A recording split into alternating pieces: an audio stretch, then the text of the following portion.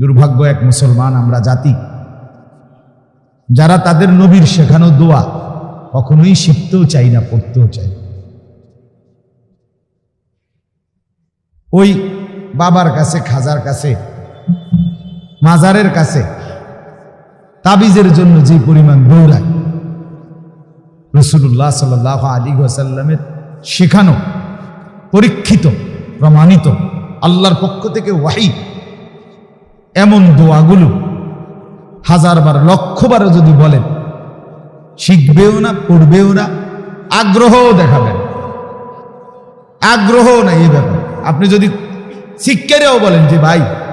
তাবিজ লাগতো না, নবীজির এই দোয়াটা পড়েন, নবী বলছে, তাবিজ দেন, বড়ি আছে নিশান, বড়ি কিছু দেন, এটার মধ্যে যদি মাটি ফেঁসাইও এমনি বাইন্দা দেন, তারপরও এটা হুজুরি দিছে,